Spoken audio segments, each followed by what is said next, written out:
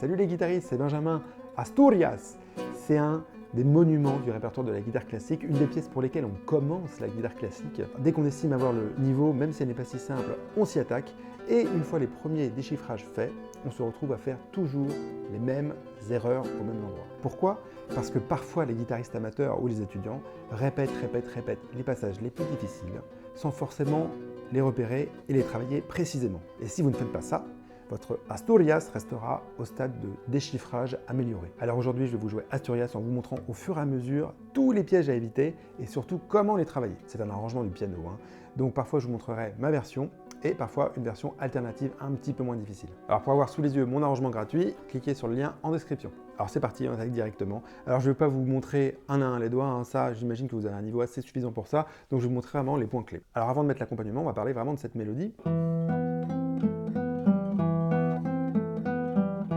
Albéniz a mis des piqués au piano, mais c'est évidemment pour imiter la guitare, donc ça serait une folie pour nous de jouer ça piqué, ça ne sonnerait pas du tout guitaristique, ok? Donc on va justement la jouer legato, cette mélodie. Donc j'ai fait une vidéo spéciale sur le legato. Pour résumer, pour la main gauche, ce qui se passe, c'est qu'il faut toujours avoir un instant les deux doigts posés. Donc vous posez votre premier doigt, votre troisième doigt, ensuite vous enlevez le premier. Vous posez votre quatrième doigt, ensuite vous enlevez le troisième. Bon, ça évidemment, c'est pour les moins avancés d'entre vous. Alors, pour faire l'accompagnement avec les si, il y a deux solutions, soit vous répétez un index comme j'ai fait, soit vous alternez index et majeur. C'est un peu comme vous voulez, moi je préfère alterner index et majeur, mais c'est vraiment comme vous voulez. Maintenant qu'on a parlé un peu de la base, j'aimerais parler des nuances, parce que rarement les guitaristes les font correctement comme c'est écrit pour le piano. Donc attention, Albéniz marque pianissimo pour démarrer. Donc pianissimo, crescendo, décrescendo. Pianissimo, donc, crescendo, on arrive au forte, et ensuite, tout de suite, on redevient pianissimo.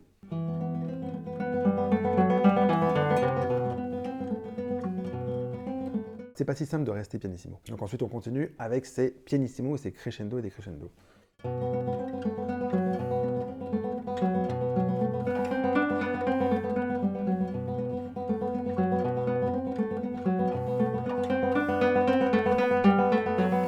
Donc une fois qu'on arrive là sur les doubles mi, on est normalement toujours pianissimo, mais juste après on a marqué un crescendo. Donc on va doubler la basse pour avoir un petit peu plus d'amplitude. Donc crescendo progressif à partir d'ici.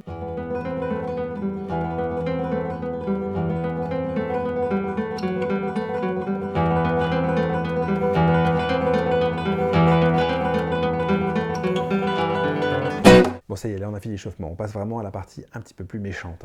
Donc on va commencer à parler du fameux arpège pouce index majeur. Vous avez plein de versions avec des guitaristes qui jouent avec des si deuxième cordes répétées comme ça. Moi je trouve que ça manque un petit peu d'ampleur quand même. Donc on va utiliser, nous, l'arpège index majeur avec les deux si. On peut d'ailleurs noter que dans l'original, normalement, c'est index et majeur en même temps. Mais ça sonne un peu moins guitare, je trouve quand même. Alors le défaut qu'on peut vite avoir, c'est ça. C'est d'avoir l'index et le majeur qui sont trop collés. Pour ça, je vous donne ma méthode secrète, c'est de le travailler en accentuant l'index. Lentement comme ça.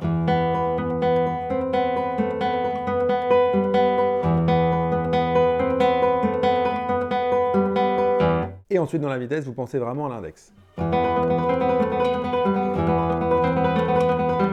Ça va aider à ce que l'index et le majeur se décollent. Si vous avez peur de mal entendre, vous pouvez étouffer les cordes avec votre main gauche et faire comme ça. En accentuant donc l'index.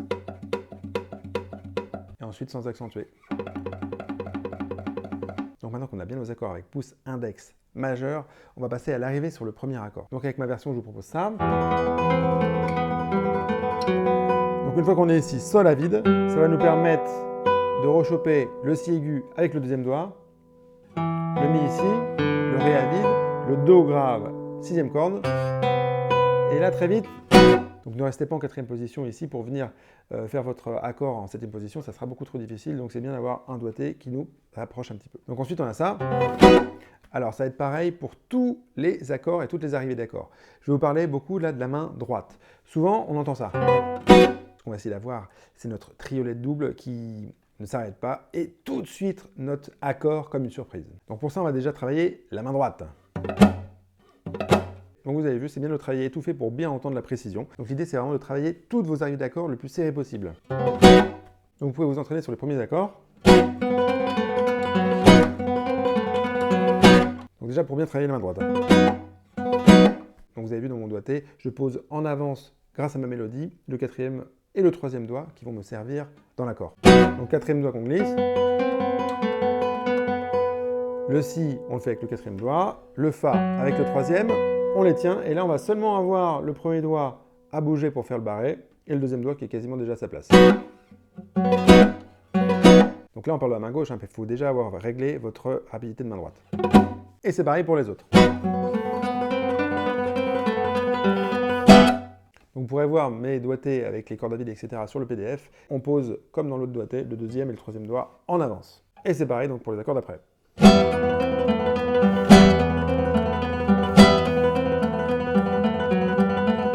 Là, on arrive au fameux accord très compliqué. L'accord original fait par Albéniz, c'est celui-là. Et on va se servir du deuxième doigt pour couper la cinquième corde. Une version alternative que beaucoup jouent, c'est de faire cet accord-là. Mais vous avez vu qu'on n'a pas du tout la même profondeur. Donc on a ça.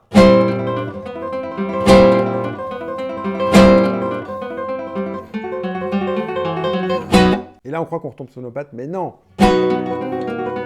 Puisqu'on revient là. On revient. C'est évidemment le passage le plus délicat de toute la pièce, moi je trouve. Là, il n'y a pas de solution miracle, hein, c'est sauf qui peut. Tenez vraiment votre quatrième doigt sur le dos qui va lier un petit peu l'ensemble parce qu'on ne va pas pouvoir faire un legato complet partout. Hein. Là, on va être obligé de tout lâcher, sauf le dos. Et là, on est en place pour l'accord d'après. Enfin, ça, c'était pour la première fois. La deuxième fois, on est obligé de revenir ici. Évidemment, c'est un peu difficile, donc vous pouvez accentuer encore plus vos accords pour avoir un petit peu plus de temps et souffler un peu. Vous pouvez faire cette version alternative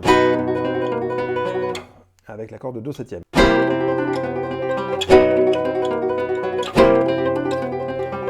Et une fois que c'est là, c'est le décrescendo progressif.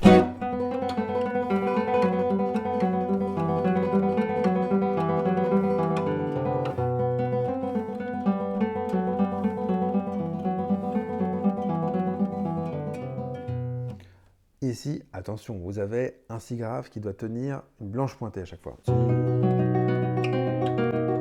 Si grave.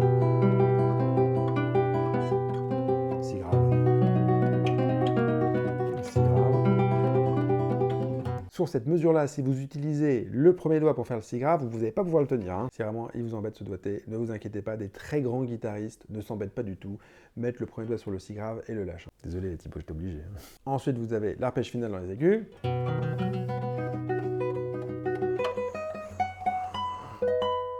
Donc bien sûr, il y a une version plus simple, vous pouvez faire avec des pids. Si le piano met un petit peu de pédale et ça donne un petit peu d'air, donc nous on va essayer de tenir notre fameuse basse. Donc je vous propose ce doigté-là en gardant le si grave. Ensuite, si à vide, troisième doigt sur le ré dièse, et là on va faire un petit barré avec le premier doigt. Et ensuite vous ne bougez plus. Ensuite ré dièse, quatrième doigt, et la grand saut sur le fa dièse jusqu'au si. On passe maintenant à la partie lente, mais qui est magnifique et qui n'est pas si simple que ça à vraiment bien jouer.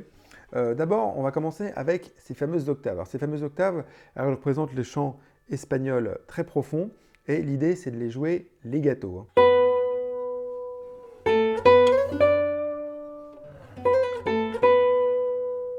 Donc, pas ça. Donc l'idée, c'est vraiment de laisser poser votre premier doigt d'une note à l'autre. Vous pouvez commencer en travaillant seulement la note aiguë.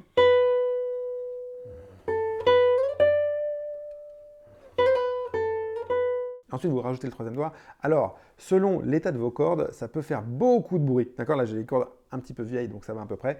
Mais parfois, on va vraiment être obligé quand même de lâcher un tout petit peu le troisième doigt pour pas que ça fasse trop de bruit de corde. Donc ça, c'est un petit peu à vous de voir selon vos guitares, selon vos cordes. Donc soit vous laissez le premier et le troisième doigt poser tout le temps.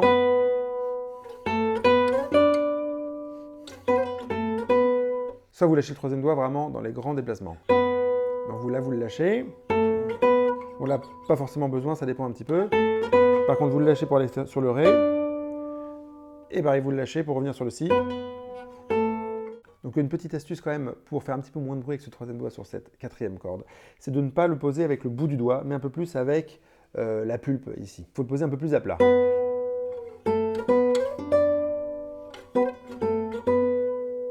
Et vous avez vu là, on a vraiment très peu de bruit. Si vous aimez cette vidéo, je vous remercierai beaucoup de la liker parce que ça aide beaucoup au référencement de la chaîne et à ce que cette vidéo soit plus virale. Merci à vous. Ensuite, dans ce passage-là, faites évidemment très attention aux trilles. Moi, je vous conseille de le travailler en 2 étapes. D'abord, vous travaillez le taper et ensuite le tirer. Et ensuite, donc pas trop serré au départ et ensuite vous pourrez les serrer un peu plus quand vous serez plus à l'aise. Évidemment, la règle pour faire n'importe quelle liaison, c'est de ne pas bouger la main. Donc pas ça. Donc je vous dis ça, c'est un petit peu évident, mais là vous arrivez du Ré. Donc faites attention à bouger vraiment d'un bloc. Et ici, à ne bouger que le deuxième doigt.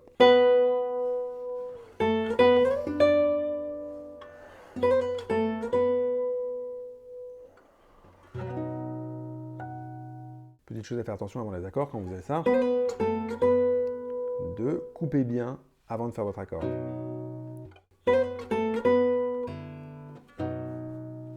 Donc pareil après.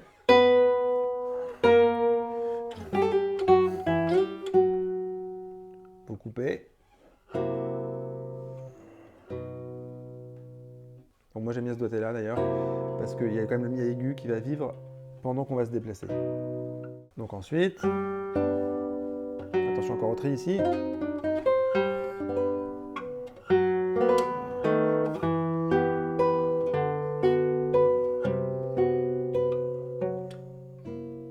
Alors moi je vous propose une version sans glissando mais avec vraiment toutes les résonances d'Albéniz, c'est vraiment du note à note là. Donc là on a un accent à chaque fois sur le troisième temps. Donc en tant que guitariste on va faire un bon rasgado parce que ça ne peut pas faire de mal. Ensuite on arrive ici. Là on va se servir de ces 2 notes là pour les avoir bien claires et encore plus claires avec le pouce. Donc ici moi je vous conseille de faire une petite liaison.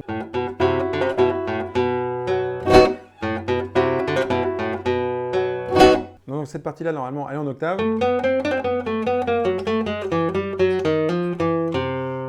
Et moi, je préfère la voir bien butée, bien chaude, bien espagnole, bien guitare, à une seule voix. Et comme ça va nous permettre d'arriver simplement sur le si grave d'ici. Ensuite, pareil. Toujours le petit rasguado sur le troisième temps. Faites bien attention aux nuances, parce que là, on a un décrescendo maintenant. Et à partir de là, crescendo. Tension jusqu'ici. Et comme ça, on arrive bien fort. On reste bien fort sur notre crescendo.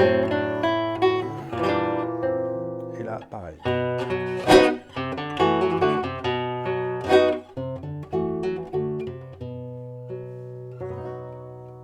Là, on a morendo, on va laisser mourir, donc on fait un grand décrescendo bien progressif. Donc moi, je trouve ça sympa de varier le timbre du pouce entre la première fois, avec de l'ongle, et maintenant avec de la pulpe. Ici, il y a 2 solutions, soit vous faites pouce, index majeur en même temps, soit pouce, index majeur, comme on avait vu avant.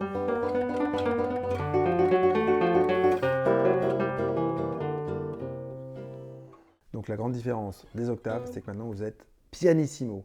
Donc moi je vous propose de faire le premier pouce majeur ou pouce index vraiment très doux. Et la deuxième fois avec des harmoniques pour la note aiguë. Donc harmonique artificielle évidemment. Bon pour le tri, attention, il y a une seule solution. Vous n'allez pas pouvoir faire ça avec le deuxième doigt parce que sinon on va vraiment perdre l'harmonique. Par contre vous allez pouvoir faire un petit mouvement avec le premier doigt. Comme ça. On perdra un petit peu moins l'harmonique. Je crois qu'on s'est vraiment tout dit pour cette partie lente. Pour la coda, par contre, on ne s'est pas encore tout dit parce que, attention, le début est vraiment en écriture polyphonique.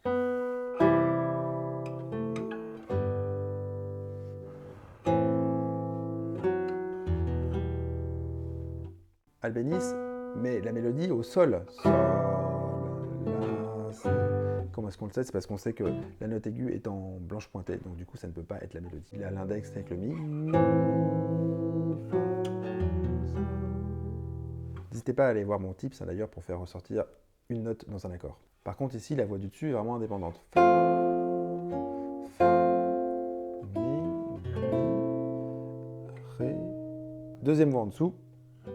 Alors soit vous faites fa la comme ça, soit vous faites seulement le La.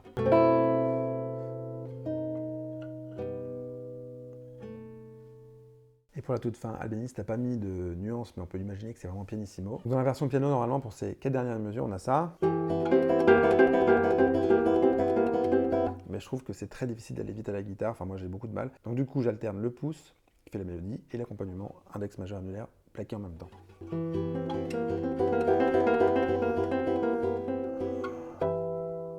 N'hésitez pas à partager cette vidéo à vos amis, à vos collègues si vous êtes guitariste, ou à vos potes étudiants si vous êtes étudiant.